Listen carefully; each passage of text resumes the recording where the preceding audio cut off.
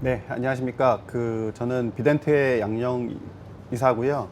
이번 시간에는 여러분들하고 촬영본의 백업과 관리에 대한 부분들을 좀 살펴보려고 합니다.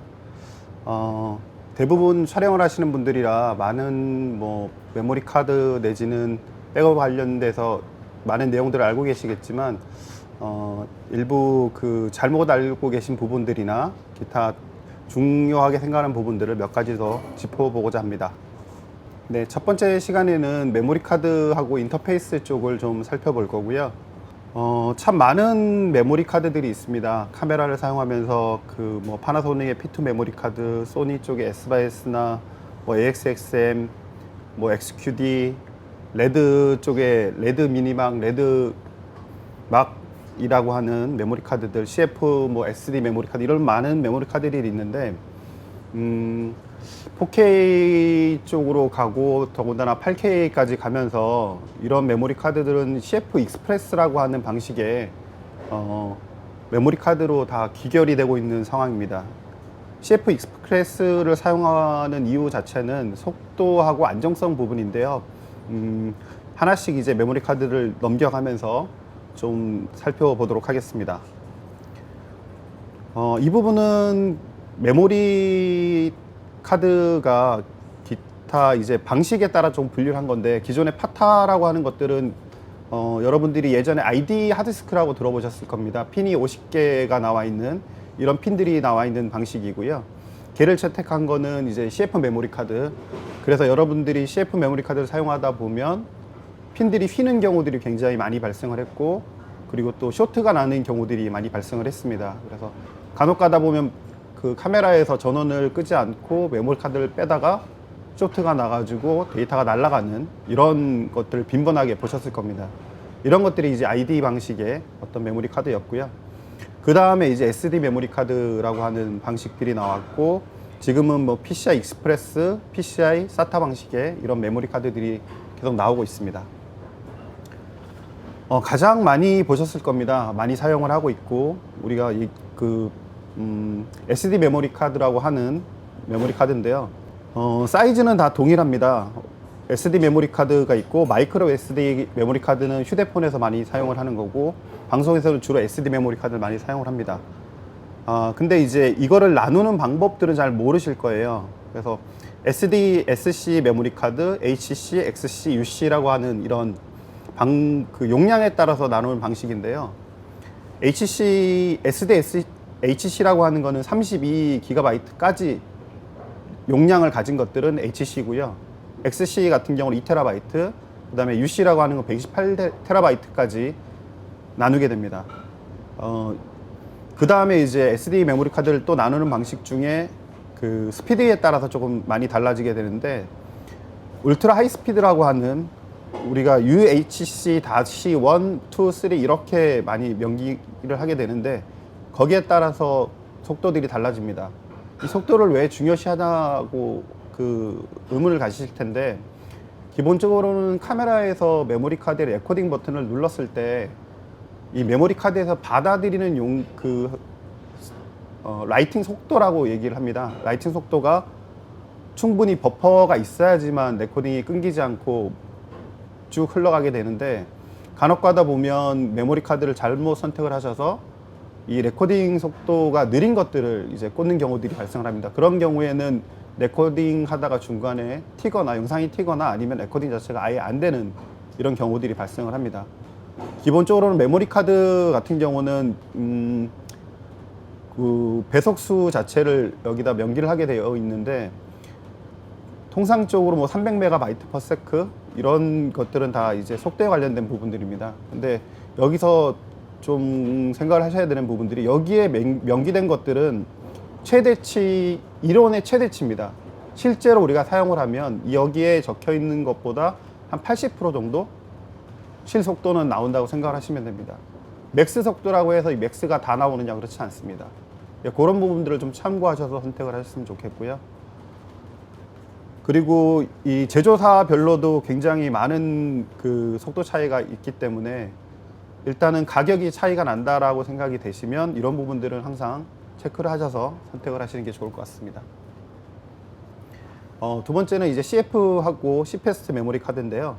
CF 메모리 카드들은 이제 더 이상 카메라 쪽에서는 사용이 되지 않고 있습니다. 그 이유는 얘가 이제 최대 맥스 속도가 160MB/s인데 이 속도로 가지고는 4K나 6K나 8K를 저장할 수 없는 이런 속도이기 때문에 얘는 이제 역사의 뒤안길로 사라지고 있는 메모리 카드라고 생각을 하시면 됩니다. CF 메모리 카드가 뒤안길로 사라지면서 이제 C패스트 메모리 카드로 조금 넘어가는 추세가 있었는데 이 또한 SATA 방식의 어떤 속도 때문에 아마도 4K 이상의 어떤 카메라에서 사용되는 것들은 얘도 좀 무리수가 있어 보입니다. 이 두 개의 차이는 CF 같은 경우는 아까 똑같이 말씀을 드렸지만 ID 방식이었고 C패스트 메모리 카드는 SATA 방식의 메모리 카드였습니다. 그리고 뭐 촬영하신 분들은 S/S 메모리 카드라고 들어보신 분들도 있고 생소하신 분들도 있을 겁니다. 이 S/S 메모리 카드는 주로 ENG 타입의 그 카메라 쪽에서 주로 사용을 많이 했고요. 여전히 지금도 많이 사용이 되고 있습니다. 근데 이 S/S 메모리 카드 자체도 똑같이 생겼지만 속도의 차이가 있습니다. 그래서 그 속도에 따라서 금액이 당연히 차이가 나고요.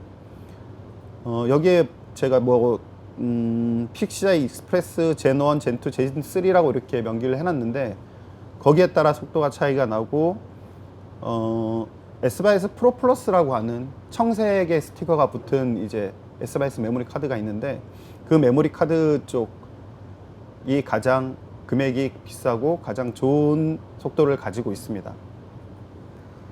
누차 말씀드렸지만 XQD하고 CF 익스프레스 메모리 카드인데요. XQD 메모리 카드는 소니에서 가장 먼저 이제 출시를 해서 1.0 버전 같은 경우는 한 500MB/s, 2.0 버전은 한 1GB/s 정도의 속도를 가지고 있습니다. 이와 동일하게 생긴 형태의 그 메모리 카드가 CF 익스프레스 방식이고 그 중에서도 CF 익스프레스 방식 자체도 타입 1 A, B, C가 있습니다. 그래서 CF 익스프레스 방식의 타입 B 방식은 XQD하고 동일하게 생긴 형태입니다. 대신 속도 자체는 XQD보다는 더 빠르고요. CF 익스프레스 타입 ABC라고 되어 있고 타입 B는 XQD하고 동일하게 생긴 형태고 얘가 2GB/s 정도의 속도를 내고 있습니다. 요번에 소니 쪽에서 타입 A를 어나운스를 했는데요. 얘는 B보다는 조금 작고 타입 B보다는 작고 속도도 한 50% 정도 줄어들어 있는 메모리 타입입니다. 타입 C는 아직 발표되지 않았고요. 향후에 타입 C가 발표가 된다 그러면 얘는 4GB/s 정도의 속도이기 때문에 아마도 고속이나 이런 형태의 카메라에서는 타입 C를 사용하시면 충분하게 속도 문제가 없을 거라고 보여집니다. 기타 메모리들을 이렇게 기재를 해놨는데요. AXXM 같은 경우는 소니에서 PMW, F55나 F5, F65에 사용됐던 메모리인데 더 이상은 아마도 채택되는 카메라가 없어 보입니다. 현재까지는 몇 년 동안 더 추가된 건 없고요. 아자팩이라고 하는 메모리 카드는 처음에는 아자 사이온 쪽에서 사용을 하려고 했다가 지금은 이 카메라 쪽보다는 레코더 쪽, 키프로라고 하는 레코더 쪽에서 주로 많이 사용이 되고 있는 메모리입니다. 그리고 레드 미니막 같은 경우는 다들 아시다시피 레드 카메라에서 계속 사용이 되고 있고요. 그리고 컨버전트 디자인이나 이런 회사의 그 레코더들은 2.5인치 SSD를 주로 많이 사용을 하고 있습니다. 여기서 궁금한 부분들이 왜 이렇게 메모리 카드들을 각 제조사별로 많이 만들어낼까? 그냥 같은 거를 다 사용하면 좋지 않을까라고 이제 의문이 들 텐데요. 대부분의 제조사들 같은 경우는 호환성 때문에 자체 규격을 많이 만들어냅니다. 소니 같은 경우도 여러 가지를 어나운스하게 되면 어디서 지원이 되고 안 되고 속도 부분에서도 검증을 다 해야 되는 이런 부분들이 있고요. 기타 뭐 아자나 레드 같은 경우도 본인들의 규격이기 때문에 카메라에서 문제없이 레코딩이 되고 이런 것들을 다 검증할 수 있기 때문에 본인들 스스로의 메모리 카드들을 출시하는 형태로 가고 있습니다. P2 메모리 카드는 실제적으로 이 테이프리스 카메라의 선두주자였습니다. 파나소닉이 2004년도에 이 P2 메모리 카드를 채택된 카메라를 출시하면서부터 사실은 테이프리스 카메라들이 출시하기 시작했고요. 근데 이 파나소닉 같은 경우는 이런 부분들을 조금 강점으로 가지고 카메라들을 좀 많이 출시를 했어야 되는데 그러지 못한 부분들이 좀 아쉬움이 있고, 사실 소니 같은 경우도 처음에는 블루레이 쪽으로 굉장히 많이 어나운스를 하고 그쪽으로 가고 싶어 했지만 유저분들은 어차피 파일 형태로 저장이 된 것들을 런니어에서 바로 인제스트를 해서 사용하는 부분들을 굉장히 메리트가 크다라고 느꼈기 때문에 소니 같은 경우도 S바이스 메모리를 만들 수밖에 없었고 그쪽의 라인업들을 계속 구축할 수밖에 없었다고 생각을 하고 있습니다. 재밌는 걸 말씀드릴게요. 하드하고 SSD인데요. 대부분 많이들 알고 계실 겁니다. SSD 같은 경우는 하드디스크에 비해서 속도가 굉장히 빠르고 저전력이고 떨어뜨렸을 때도 어떤 뭐 손상들이 없고 이런 부분들을 굉장히 많이 생각을 하고 있는데 SSD의 단점들이 몇 가지가 있습니다. 일단 하나씩 살펴보도록 하겠습니다. SSD의 데이터 보존 기간이라고 해서 이거는 제가 쓴 건 아니고요. 크루셜이라고 하는 SSD를 만드는 회사의 웹사이트에서 그대로 자료를 가져온 건데, 여기 내용에 보다 보면 이런 부분들이 있습니다. 데이터 보존 기간은 시간이 지나면서 계속 저하되어서 1년에서 6개월로 6개월에서 3개월로 줄어듭니다 라는 내용이 있어요. 그리고 드라이브 보장 수명이 한참 지난 뒤에는 새로 기록한 데이터는 전원이 없으면 보존할 수 없게 됩니다. 이런 내용들을 좀 유추를 해보면 기본적으로는 저희가 보관용으로 SSD를 사용해서 장기간 전원 없이 어떤 보관을 한다고 하면 데이터 손실이 발생할 수도 있다라고 하는 부분입니다. 그리고 뒷장에 보면 얘는 또 인텔 웹사이트에서 제가 가져온 내용인데요. 내용을 잠깐 살펴보면 극한의 온도를 피하십시오라고 되어 있고, SSD는 특히 장기간에 걸쳐 극한의 온도로 어려움을 겪을 수 있습니다. SSD를 온도가 높은 저장 장치에 두면 수명이 줄어들 수 있습니다 라고 되어 있습니다. 온도에도 굉장히 민감하다는 얘기입니다. 이 두 가지로 보면 SSD는 장기간 보존할 때 굉장히 메리트가 없는, 그리고 보존하면 안 되는 형태의 어떤 솔루션이라는 걸 보시게 될 거고요. 저도 이제 장기간 데이터 보존에 대해서 테이프부터 시작해서 쭉 봤었는데 가장 좋은 거는 역시나 테이프 방식의 LTO가 가장 좋다라고 전 개인적으로 생각을 하고 있습니다. 얘도 어차피 중간중간에 LTO 같은 경우도 테이프를 돌려줘야지만 장기간 더 오래 보존이 가능하지만 기존의 하드디스크나 SSD에 비해서는 테이프 방식이 그래도 장기간 저장하는 데는 가장 좋은 형태라고 생각을 합니다. 인터페이스들을 잠깐 살펴보도록 하겠습니다. 이제는 뭐 1394라고 하는 것들은 많이 사용이 안 되고 있지만 그래도 예전에는 이 1394를 통해서 테이프 카메라들 같은 경우는 영상을 캡처해서 파일로 만들거나 이런 형태들을 많이 했었고요. 그리고 캠코더에 있는 데이터들을 PC로 전송할 때 많이 사용했던 그런 인터페이스입니다. PC 인터페이스로는 USB 쪽을 많이 사용했고요. USB 3.0을 지금은 현재 많이 사용을 하고 있고, 지금은 USB 3.1, 속도로 따지면 3.1의 젠2로 해서 이제 10기가 bps 정도의 속도를 가진 USB-C 타입으로 많이 바뀌고 있는 추세입니다. 이 SATA 같은 경우는 익스터널 SATA라고 해서 많이 사용이 됐었는데, 얘의 단점은 파워를 별도로 또 넣어줘야 되는 이런 불편함들이 있어서 지금은 더 이상 사용이 되지 않고 거의 없어지는 추세로 가고 있습니다. 보편적으로 많이 사용하는 인터페이스 USB인데요. USB도 풀스피드, 하이스피드, 슈퍼스피드 플러스라고 하는 이런 속도 차이가 있고요. 얘는 케이블에 보면 날인이 되어 있습니다. 속도가 어느 정도까지 지원되는지. 항상 이제 기기들을 사실 때 똑같이 인터페이스 생긴 모양 형태라도 여기에 보면 슈퍼 스피드가 지원이 되는지 이런 것들을 좀 살펴보시는 게 좋을 것 같고, 특히나 지금 같은 경우는 USB-C 타입으로 해서 대부분 많이 사용을 하고 있는데요.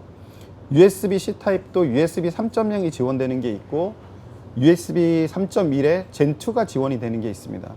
얘의 차이점은 똑같이 모양은 생긴 형태는 똑같습니다. 근데 속도가 2배 차이가 납니다.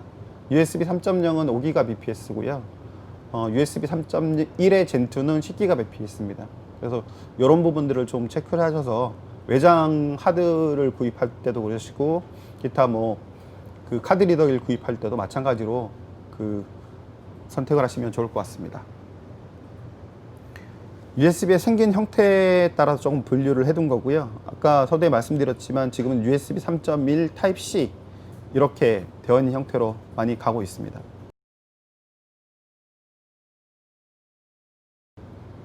썬더볼트라고 하는 인터페이스인데요. 여러분들이 맥을 쓰시는 분들은 익숙하실 겁니다. 썬더볼트 같은 경우는 디스플레이하고 그 다음에 그 인터페이스 쪽, 스토리지의 인터페이스 쪽을 같이 사용을 하고 있고요. 양방향 통신이기 때문에 굉장히 안정적으로 사용할 수 있습니다. USB는 단점이 단방향 통신이기 때문에 중간중간에 그 유저들이 좀 체크를 해야 되는 이런 부분들이 있는데, 썬더볼트는 기기 자체에서 서로 데이터를 주고받는 거를 크로스 체크를 하기 때문에 속도도 굉장히 빠르고 안정적으로 사용할 수 있는 인터페이스입니다. 뭐 단편적으로 같은 외장 하드인데 USB 인터페이스 달린 외장 하드와 썬더볼트가 달린 외장 하드는 가격 차이가 4~5배 이상 차이가 나는 이유 중에 하나가 이런 부분일 수도 있습니다. 네, 이상으로 챕터 1으로 해서 좀 빠르게 인터페이스나 기타 메모리 카드에 대해서 잠시 알아봤습니다. 네, 챕터 2에서는 그 데이터 매니지먼트에 관련된 얘기를 해볼까 합니다.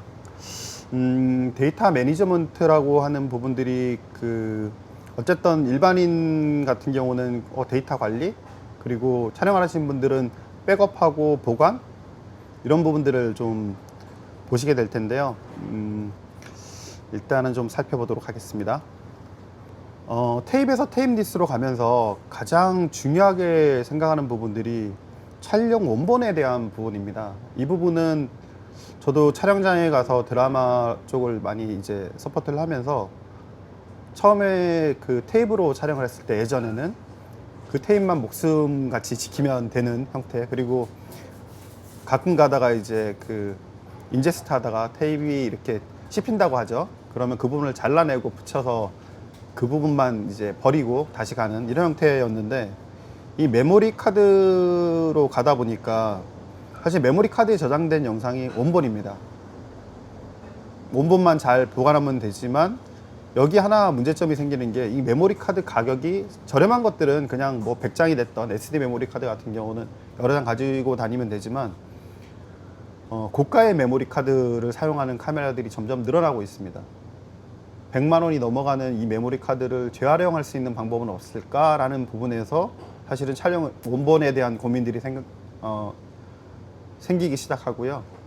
기본적으로 뭐 돈만 많으면 계속 10장, 20장을 비치해서 계속 찍어 가면 되겠지만, 그렇지 않다 보니까 얘를 좀 복사를 하거나 백업본을 만들어 두고 현장에서 재촬영하는 형태로 가게 됩니다.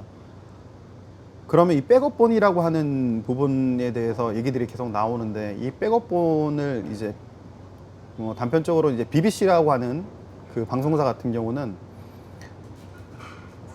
촬영을 나가게 되면 기본적으로 원본 하나, 백업본 2개, 이런 형태로 해서 세 개를 백업본을 만듭니다. 이 만드는 이유는 뭐냐면, 기본적으로는 BBC 같은 경우 다큐멘터리를 굉장히 많이 촬영을 하게 되고요. 그러다 보니까 이제 데이터 자체를 그 오지나 이런 데서 많이 관리를 하게 되는데, 분실을 하거나 아니면 데이터 손실에 대한 부분들이 많이 발생을 하게 됩니다. 그렇기 때문에 기본적으로 원칙은 백업본을 3개 만든다, 이렇게 되어 있고요. 그리고 세 번째는 그 아마도 여기도 카메라들이 제 눈앞에 굉장히 많이 보이는데, 그 메모리 카드를 완전 클리어 하시는 분들은 제가 볼 때는 많지 않을 것 같아요. 이 완전 클리어라는 게 나는 카메라에 넣어서 포맷 했는데 라고 생각을 하실 텐데, 사실 카메라에서 완전히 그냥 포맷을 시킨다고 해서 얘가 클리어가 되느냐, 그렇지 않습니다. 단편적인 예로 데이터 날려먹었는데 복구 업체에 갖다 맡기면 복구가 됩니다. 그 데이터가. 그 얘기는 뭐냐면 반대로 데이터가 남아있다는 겁니다. 이 데이터가 남아있다는 것 자체는 뭐냐면, 남아있다 보면 어느 순간에는 데이터끼리 엉키게 되고 트리 구조가 엉켜지게 됩니다. 나 분명히 촬영 다 하고 영상 다 확인하고 메모리 카드 빼서 인제스트실에 넘겼는데 인제스트실에서 데이터가 없다고 얘기합니다. 실제로는 용량은 남아 있습니다. 근데 복사할 수가 없는 거죠. 그 이유 중에 첫 번째가 뭐냐면 완전 클리어를 시킨 적이 없기 때문입니다. 이 부분들을 굉장히 간과하고 계신데, 최소 3개월이나 자주 촬영하시는 분들은 한 달에 한 번씩은 노포맷이라는 걸 해주셔야 됩니다. 이 노포맷이라는 게 뭐냐면, 우리가 컴퓨터에서 보면 빠른 포맷이 있고 시간이 굉장히 오래 걸리는, 한 1테라 정도면 한 3, 4시간 정도 걸리는 완전 클리어 시키는 포맷을 말씀드리는 건데요. 이 메모리 카드도 메모리 제조사에서 전용 프로그램들을 제공하는 것도 있고, 정 안 되면 리더기 연결해서 컴퓨터로 포맷 하셔도 됩니다. 대신 이제 주기적으로 이런 포맷들을 해주시게 되면 여러분들이 이 왜 뻥났지? 라고 하는 형태의 일들은 아마도 발생을 안 할 겁니다. 굉장히 중요한 얘기고요. 아마도 여기 이 내용들을 좀 들으시는 분들은 꼭 귀담아 들으셨다가 나중에 꼭 진행을 해주셨으면 좋겠습니다. 백업본의 생성에 관련돼서는 우리는 통상적으로 이렇게 확인합니다. 통상적으로 이제 뒤쪽에 잠깐 이런 형태의 그림 잠깐 보여드릴게요. 현장에서 대부분 백업하는 방식인데요. 카드 리더기 통해서 노트북을 통해서 외장 하드로. 근데 그 대부분 확인하시는 게 어떻게 확인하시냐면, 메모리 카드에 들어있는 파일 용량, 파일 개수, 그 다음에 외장 하드에 실제로 복사한 파일 용량, 파일 개수를 확인하시고, 가끔씩 가다가 이제 맥에서 영상을 열어보시는 분들도 있으세요. 근데 모든 영상을 다 열어보시진 않으시거든요. 근데 여기에 단점이 뭐냐면, 사람이 데이터를 넘기는 게 굉장히 위험한 부분이고요. 두 번째는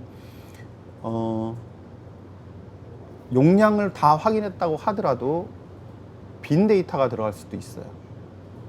똑같은 용량 파일 개수가 외장 하드에 들어있고 원본에도 들어있는 걸 확인했음에도 실제로 나중에 열어보면 열리지 않는 경우들이 생깁니다.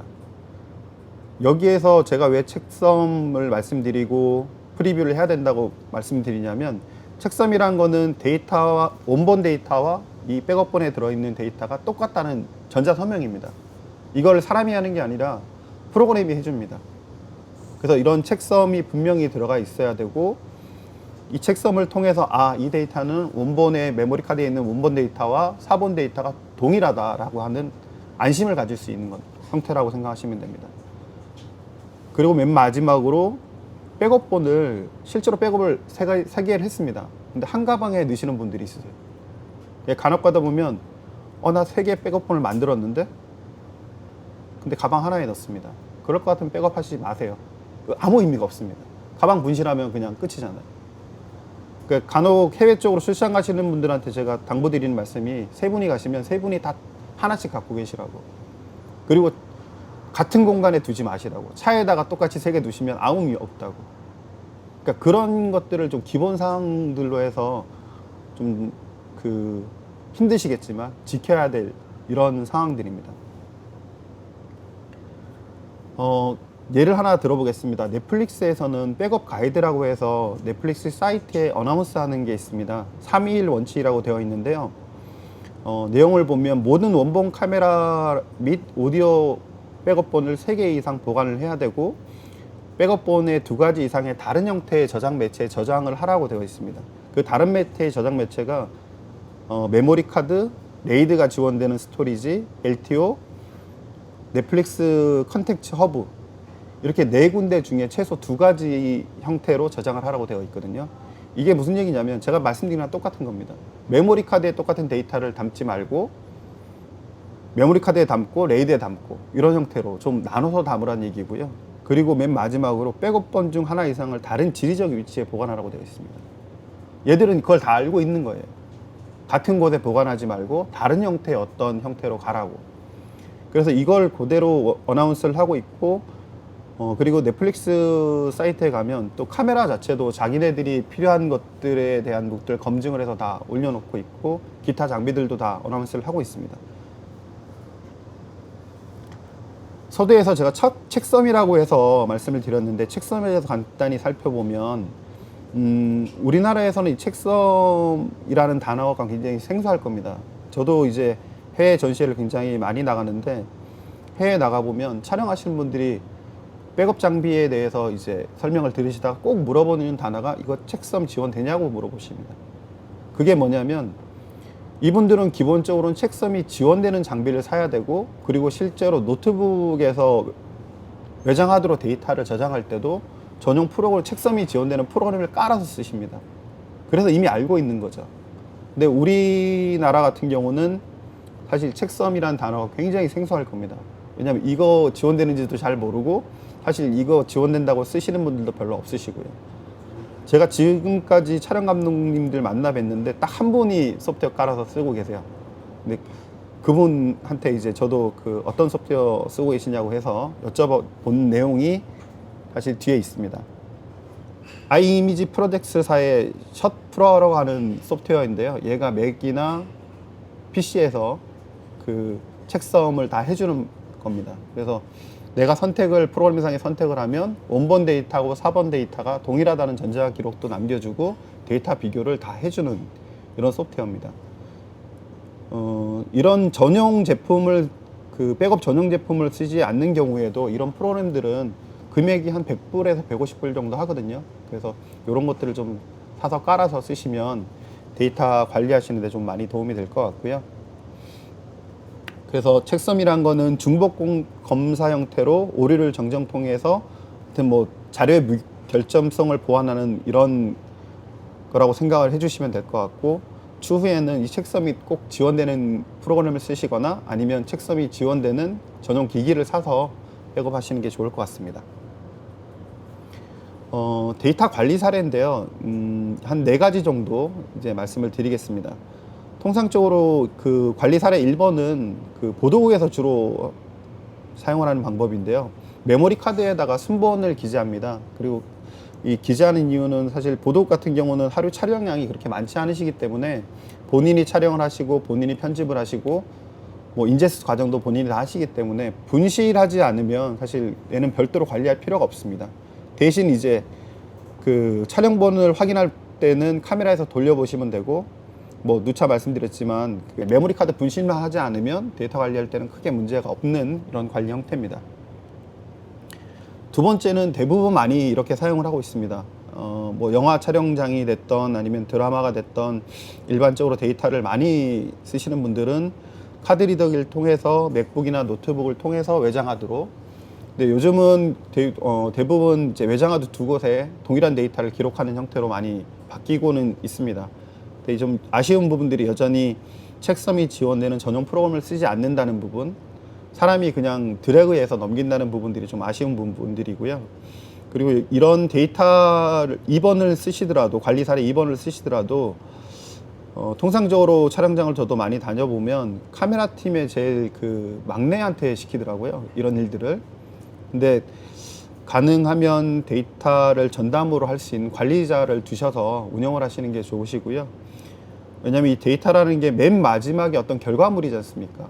원본을 삭제하고 어떤 백업본을 만드는 과정들이, 어쨌든 드라마 촬영을 한번 하면 거의 8천만 원에서 1억 정도의 비용을 들여서 하는 부분인데, 맨 마지막에 결과물을 사실 조금 등한시하는 부분들이 있어서 조금은 그런 부분들은 좀 개선이 되어야 되지 않냐라는 생각이 좀 개인적으로는 있습니다. 관리 사례 3번은 서두에 말씀드렸던 그 책섬이 지원되는 이런 제품들도 있으니까 나중에 한번 살펴보시는 게 좋을 것 같습니다. 이번에는 촬영본의 관리 시 주의사항에 대해서 한번 살펴볼 텐데요. 첫 번째는 인제스트 시 촬영 원본을 잘라내기 하고 붙여넣기 하지 않는다라고 제가 이렇게 작성을 했는데, 이런 일들은 아마 드라마 촬영 후에 편집실로 보내면 편집실에 계신 분들이 이런 형태로 많이 작업을 하시더라고요. 다들 경험을 하셨겠지만 데이터를 컴퓨터로 넘기다가 중간에 그 에러가 나는 경우들이 많이 발생을 합니다. 이 에러가 발생을 했을 때 잘라내기 해서 붙인 데이터들은 혹시라도 데이터 원본에 손상이 갈 수가 있습니다. 그런 경우에는 데이터를 복구할 수가 없어요. 얘는 복구업체에 맡긴다고 해서 데이터가 살아나지 않습니다. 그렇기 때문에 데이터 촬영 원본 자체는 항상 복사를 해서 복사로 붙여넣기를 하는 형태로 가야 되고, 절대 잘라내기에서 원본을 지워가면서 데이터를 넘기는 형태는 없으셔야 될 것 같습니다. 두 번째는 메모리 카드를 카메라에서 제거 시에 카메라를 안 끄시고, 그러니까 배터리 전원이나 카메라 전원을 안 끄시고 하시는 분들이 많은데 쇼트 나는 경우들이 굉장히 빈번하게 발생을 합니다. 요 근래에는 좀 줄어든 게, CF 메모리 카드는 말씀드렸다시피 50핀의 핀들이 있기 때문에 핀의 어떤 힘이나 이런 것들 때문에 쇼트가 더 많이 났었는데요. 지금은 그거보다는 조금 덜 나긴 하는데 그래도 확률상으로 나긴 합니다. 그래서 항상 좀 불편하시겠지만 그 카메라의 전원을 내리시고 메모리 카드를 빼시는 형태로 갔으면 좋겠고, 그리고 정전기 쪽도 많이 발생을 합니다. 그래서 데이터 매니저가 있는 어떤 그런 촬영장에서는 데이터 매니저한테 정전기 방지 핸드크림이나 스프레이를 항상 뿌리고 나서 데이터 작업을 할 수 있도록 이렇게 조언을 해주시면 좋을 것 같습니다. 그리고 얘도 인제스트 시 리네임 하는 경우들이 굉장히 많이 발생을 하는데, 똑같이 얘도 편집실이나 기타 일반인들도 많이 이렇게 합니다. 리네임해서 이제 그 파일의 이름을 바꾸는 경우들이 많이 발생을 하는데, 원본에 그냥 바로 리네임을 하는 경우들이 많이 발생을 합니다. 근데 항상 사본을 하나 만들어서 사본을 리네임 하시고, 사본이 문제가 없으면 원본을 삭제한다거나 이런 형태로 가시는 게 더 좋지 않을까. 왜냐면 우리가 덮어쓰기라고 얘기를 많이 하는데, 버튼 한번 잘못 누르면 기존에 있는 원본이 없어지는 경우들이 많이 발생을 합니다. 나도 모르는 순간에 원본들이 사라지는 경우들이 많이 있기 때문에 이런 것들은 좀 조심을 하시는 게 좋을 것 같습니다. 그리고 노트북에서 외장하드로 백업본 생성 시에 바이러스도 굉장히 많이 발생을 하는데, 통상적으로 촬영장에서 우리가 노트북을 쓰거나 맥북을 쓰는 것들은 사실 인터넷에 연결하시면 안 됩니다. 인터넷 연결해서 뭐 사이트에 접속을 한다거나 이런 것들로 하시게 되면 얘는 백업본을 만들 때 문제가 분명히 발생을 하고요. 그리고 외장 하드 같은 경우도 계속 우리가 라이팅하고 니딩하고 라이팅하고 니딩하고 이렇게 많이 사용을 하는데, 이 외장 하드 자체도 바이러스에 취약합니다. 왜냐면 여기 이 컴퓨터에서 다른 컴퓨터로 갔다가 다시 돌아오고 이런 형태들이 많기 때문에 이 백업에 관련된 기기들은 가능하면 인터넷과 멀어지면 질수록 좋고, 두 번째는 전용 노트북에 딱 거기서만 사용하는 형태로 가시는 게 좀 많이 좋습니다. 예를 들면 바이러스 감염되면 폴더를 다 숨기는 바이러스도 굉장히 많고요. 데이터는 분명히 들어있는데 폴더를 다 숨기거나 파일을 다 숨겨서 데이터 복구 업체에 맡기지 않으면 복구가 안 되는 형태도 많이 발생을 합니다. 그래서 그럴 때는 이제 여기서 데이터 복구가 얘기가 나왔으니까 잠깐 말씀드리면, 간혹 가다가 데이터를 삭제하거나 데이터가 망가지면 자체적으로 복구하시는 분들이 굉장히 많으신데요. 중요한 데이터라고 생각이 되시면 전문 업체에 맡기시는 게 좋습니다. 왜 지금 말씀을 드리냐면, 한번 데이터 내가 복구를 할 때마다 복구할 확률이 떨어집니다. 그래서 내가 10번 돌리면 이미 반 정도의 확률이 날아갔다고 생각하시면 됩니다. 돈을 아끼겠다고 뭐 여기 좀 저렴한 업체에 갖다 맡겨서 한번 해보고 안 되면 다른 업체에 맡기고 그러지 마시고요. 제일 잘하는 업체에 갖다가 처음에 맡기시는 게 확률이 제일 높습니다. 이것도 좀 유념해 주세요. 저한테도 가끔 연락 오시면 몇 번 하고 나서 이제 연락 오신 분들이 많은데, 그런 경우에는 거의 데이터를 살릴 수 없다라고 저는 말씀을 드리거든요. 그리고 한 가지 더는 대부분 촬영하고 나서 실수로 메모리 카드를 포맷했습니다. 그 상태 그대로 복구업체에 맡기면 됩니다. 근데 내가 혹시라도 모르고 레코딩 버튼을 한 몇십 초라 눌렀다, 그래서 데이터가 기록됐다 그러면 걔는 복구를 포기하시는 게 좋습니다. 왜냐하면 데이터 자체가 내가 1TB이기 때문에 메모리 카드에 기록할 때 앞에서부터 순차적으로 간다고 대부분 생각을 하시는데 그렇지 않습니다. 데이터는 랜덤으로 아무 데나 막 기록이 되거든요. 그래서 혹시라도 레코딩 버튼을 내가 눌렀다, 근데 얘를 복구하고 싶다 그러면 복구가 안 될 가능성이 훨씬 더 높습니다. 내가 필요한 데이터에 이미 데이터가 기록되어 있는 형태들이 생기기 때문에 걔는 과감히 포기하시는 게 좋을 것 같습니다. 그리고 아까 말씀드렸다시피 노트북을 통해서 외장하드로 백업 생성 시에 백업 전용 소프트웨어로 사용해서 휴먼 에러를 방지하는 부분도 굉장히 중요한 부분이고요. 서두에 그 어떤 회사에 어떤 제품이 있으니까 그런 형태로 찾아보셔서 사용을 하시면 좋을 것 같습니다. 얘는 파일 시스템에 관련된 내용인데요. 뭐 카메라 촬영하시는 분들한테 왜 파일 시스템이 중요하나, 지금은 사실 그렇게 중요하진 않습니다. 예전엔 좀 중요했던 게 소니에서 이 UDF 방식의 메모리 파일 시스템을 만들어내는 바람에 좀 중요했었는데, 이 UDF 방식으로 레코딩을 하고 나서 이 메모리 카드를 컴퓨터에 연결하면 연결이 안 되거나 불러올 수 없는 형태로 좀 되어 있었기 때문에 좀 문제가 됐었는데, 지금은 EXFAT라고 하는 파일 시스템, 대부분 얘를 사용하거나 맥에서는 HFS 플러스라고 하는 형태의 두 가지만 주로 사용을 합니다. 근데 통상적으로 EXFAT만 주로 많이 쓰시기 때문에 얘만 그 생각을 하고 있으시면 되고, EXFAT는 기존에 우리가 메모리 카드 FAT 방식의 확장이고요. FAT 같은 경우는 용량의 한계치가 있었기 때문에 EXFAT로 좀 많이 바뀐 추세고, 2TB라는 용량의 한계치를 FAT는 좀 가지고 있었습니다. 그러다 보니까 그 이상을 넘어가는 거에서는 이제 EXFAT로 많이 바뀌는 추세가 되어 있습니다. 이런 참고로 그냥 보시라고 기록을 해둔 건데, 기본적으로는 우리가 카메라를 다루기 때문에 코덱별로, 포맷별로 해서 1시간 동안에 주로 어느 정도의 데이터가 기록이 되는지 그냥 참고 상황으로 한번, 나는 예를 들어 네드로로 촬영을 하면 4K로 하면 어느 정도나 될까? 그리고 속도, 데이터 레이시라고 제가 이렇게 기재를 해놨는데, 얘가 왜 중요하냐면 이 데이터 레이 때문에 메모리 카드를 선정을 할 방식이 바뀌어야 된다는 말씀을 드리고 싶은 겁니다. 예를 들어 F55 같은 경우는 로 파일로 4K로 했을 때 데이터 레이시 125MB/s 이상이 나와야 됩니다. 기록하는 속도가. 그렇게 되면 메모리 카드 자체도 이 이상이 지원되는 것을 선택하셔야지만 데이터가 정상적으로 기록이 된다라고 하는 부분이고요. 8비트 444 같은 경우는 데이터 레이시 637MB/s 정도가 됩니다. 얘는 그럼 굉장히 빠른 어떤 메모리 카드를 써야 된다는 이런 참고치로 한번 읽어보시면 될 것 같습니다. 네, 이상으로 해서 제가 말씀드리고 싶은 부분들을 계속 다 말씀을 드렸고요.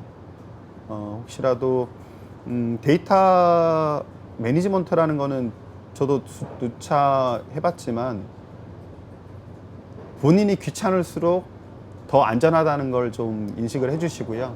조금 귀찮고 어렵고 하지만 그런 부분들을 안전하게 갈 수 있도록 좀 노력해 주시는 게 도움이 될 것 같습니다. 네, 이상입니다.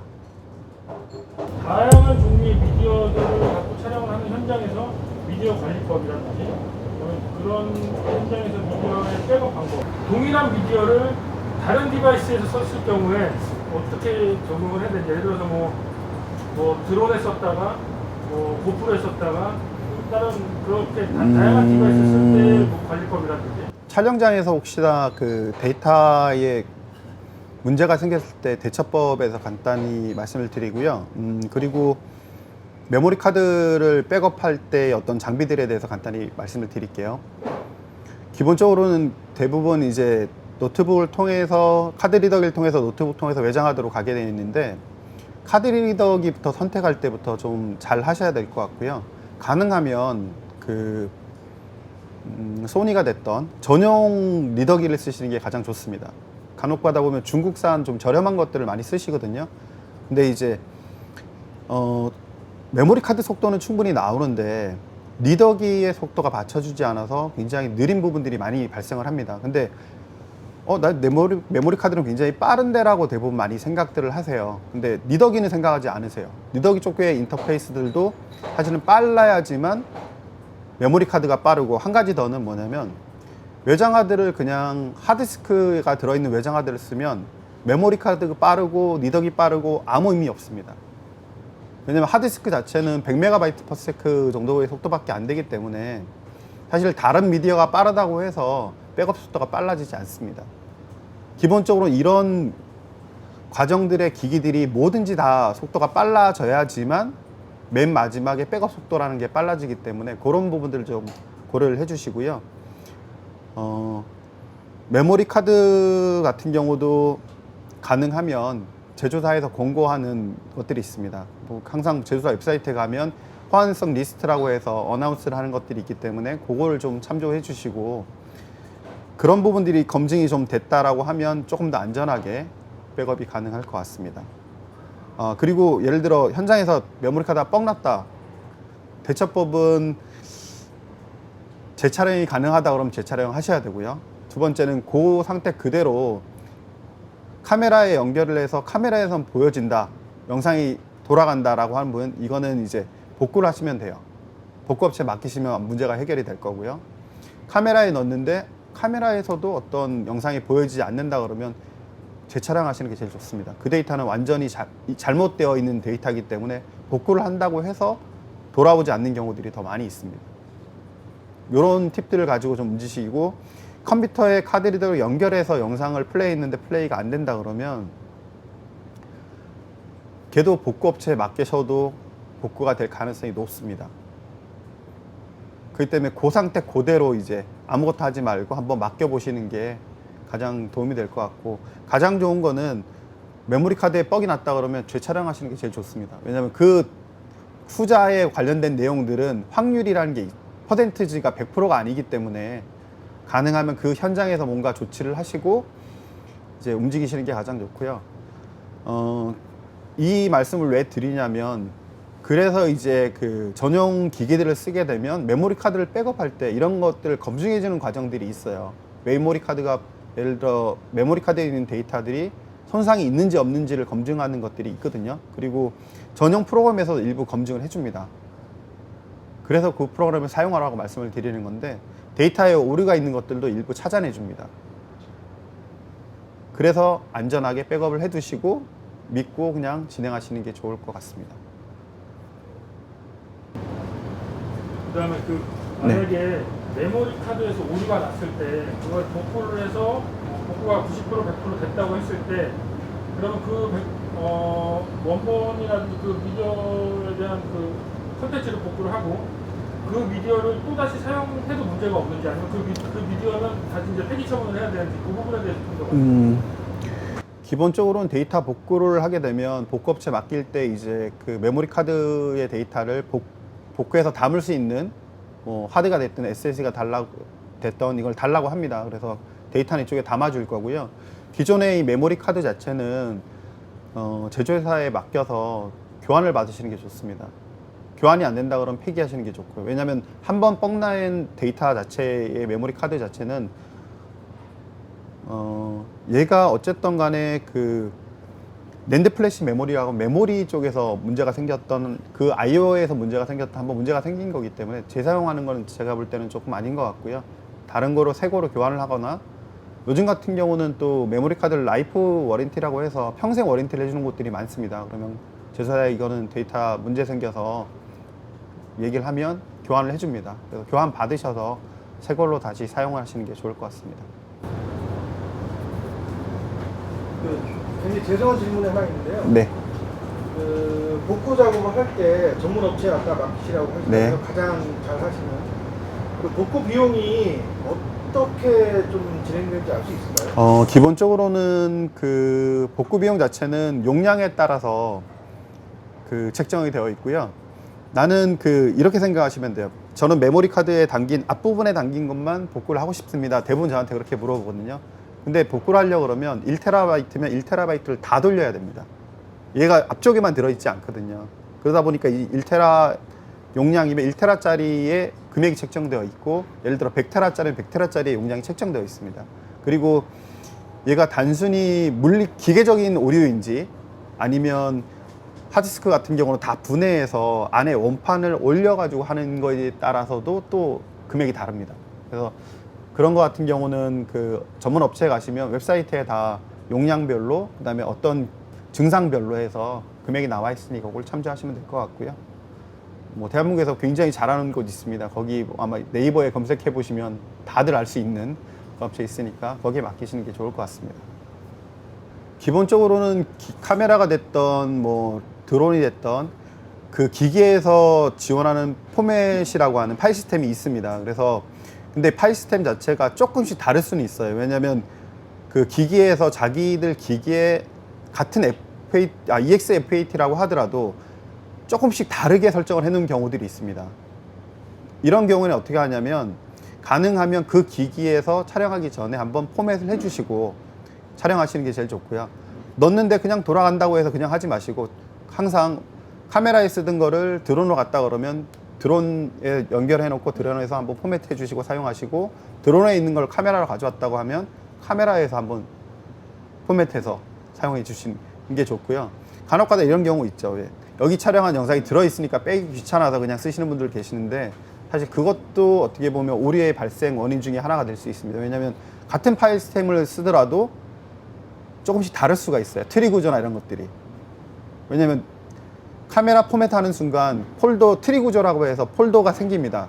근데 그 폴더가 사실은 드론하고 카메라 쪽하고 다릅니다. 이런 것들도 좀 생각을 해주셔야 되거든요. 그래서 가능하면 이쪽 거 썼던 거는 카메라에 넣었을 때, 드론에 썼던 거는 카메라에 넣었을 때 카메라에 포맷해서 쓰시는 게 가장 좋습니다. 짧은, 그러니까 데이터가 손실이 있다고 가정하에 이거를 짧게 녹화, 요즘 기계 녹화는 안 하니까요. 짧게 해서 바로 백업 바로 하는 게 좋은 건지 뭐에 대해서. 기본적으로는 이런 경험들을 한번 해보셨을 거예요. 하드디스크나 SSD를 썼는데 처음에 예를 들어 제가 1테라짜리 제품을 쓰고 있으면 500기가, 600기가를 채울 때는 굉장히 빠른 속도로 채워집니다. 근데 맨 마지막에 800기가나 이렇게 넘어가서 1테라까지는 굉장히 느린 속도로 그 저장이 되는 걸 아마 경험을 하셨을 텐데, 거기에 대한 그 원인은 뭐냐면 기존의 데이터가 비어있는 곳을 찾아가는 데 시간이 걸립니다. 하드디스크 자체도 원판에서 돌아가서 안쪽부터 기록하고 빈대를 찾아가는 데 시간이 걸리듯이 SSD 자체도 거의 하드보다는 SSD가 빠르긴 하지만 모든 데이터의 백업 속도가 동일하다고는 말씀드릴 수가 없어요. 하드디스크 자체도 이렇게 가다가 뚝 떨어집니다. 어느 순간에는. 메모리 카드 자체도 사실 풀로 채우는 것보다는 어느 정도 한 8, 90% 정도까지 사용을 하시고 다른 메모리 카드로 바꾸시는 게 좋고요. 네, 그런 형태로 사용을 하시는 게 좋을 것 같습니다. 메모리 카드 용량이 큰 부분은 크거나 작거나는 관계가 없는데 이런 차이는 있습니다. 메모리 카드가 용량이 크다는 얘기는 가격이 비싸다는 얘기고요. 최근에 나왔다는 얘기예요. 그렇게 된다는 건 뭐냐면, 뭐 새로운 신제품 나오면 비싸듯이 똑같이 1테라가 신상품이라고 하면 512기가 두 개보다는 훨씬 더 비용이 비쌉니다. 거기에 맞추시면 될 것 같아요. 뭐 512기가를 두 개 쓰거나 1테라 하나 쓰고 이게 중요한 게 아니라 가격 대비 성능으로, 그리고 한 가지 더는 최신 제품이 가장 안정성이 떨어진다는 걸 알고 계시죠. 왜냐하면 중간중간에 펌웨어 업데이트를 계속하고 문제가 이제 발생을 하기 때문에 그래도 어느 정도 검증되어 있는 용량의 제품을 쓰시는 게 촬영하실 때는 좋을 것 같습니다. 이것도 제 개인적인 사견입니다. 네. 메모리 카드에도 수명이 있나요? 기본적으로는 메모리 카드뿐만 아니라 모든 낸드 플래시 메모리는 다 수명이 있습니다. 그래서 우리가 그 USB 메모리라고 하는 뭐 인증서 담아가시는 것들 있잖아요. 걔는 그 리라이팅이 1000번입니다. 기본적으로는 1000번인데 얘를 어떻게 오래 사용을 하게 하냐면, 비어있는 공간들에 자꾸 그 클러스 쪽에 비어있는 공간들에서 쓸 수 있게끔 만들어주는 것들이 있어요. 그래서 좀 횟수를 늘리는 건데, 메모리 카드도 수명이 있습니다. 분명히 기록 리라이팅 수명이 있고, 그 수명 자체는 그 메모리를 샀을 때 얘는 몇 번 정도 쓸 수 있습니다 라고 하는 부분들을 제조사에서 다 어나운스를 하게 되어 있거든요. 그걸 참조하시면 될 것 같습니다. 우리나라의 지금 데이터 매니저라는 게 직업으로 외국 같은 건 유니온화돼서 뭐 자격이나 장비 워런티나 이런 게 세계적으로 돼 있는데, 지금 우리나라는 그런 게 돼 있는지 궁금하고, 안 돼 있다면 우리 향후 그쪽이 직업으로서 한 포지션으로 자리 잡을 가능성이 데이터 매니저라고 하는 그 직업군 자체는 우리나라 같은 경우는 그 아마 영화 쪽에 일부 데이터를 관리하는 회사들이 몇 군데 있는 걸로 알고 있고요. 큰 회사는 아니고. 근데 외국 같은 경우는 이 데이터 매니저가 독립적인 직업군이 아니라 DIT라고 하는 이쪽 직업군에서 같이 데이터를 관리하는 형태로 되어 있습니다. 그러다 보니까 이제 조금 전문 분야로 되어 있고요. 영화나 그리고 요 말씀을 안 드렸는데 심지어는 외국 같은 경우는 영화 제작할 때 컨텐츠 보험을 가입을 합니다. 그 보험 가입 조건 중에 아까 제가 말씀드렸다시피 백업본 3개 그리고 책섬이 기록이 되어 있어야 되고 뭐 이런 것들이 조항들이 있는데 우리나라에서는 뭐 데이터 관련된 것들의 보험이 있는지는 뭐 저도 들어본 적은 없고요. 그리고 우리나라에서도 DIT를 관리하시는 분이 데이터를 관리하시는 형태도 있고 영화나 이렇게 현장에서는 그냥 데이터를 관리하는 형태로 데이터 매니저라고 일부 두고 있는 거로 알고 있습니다. 네, 지금까지 장시간 데이터 관리하고 백업하고 그 다음에 인터페이스하고 메모리 카드에 대해서 알아봤고요. 뭐 계속 똑같은 말씀을 드리지만 촬영하시는 분들이 힘들고 어렵게 데이터를 관리할수록 데이터는 더 안전하다 라는 부분하고 이런 부분들을 좀 명심해 두셔서 계속 데이터를 좀 안전하게 관리하셨으면 좋을 것 같습니다. 네, 감사합니다.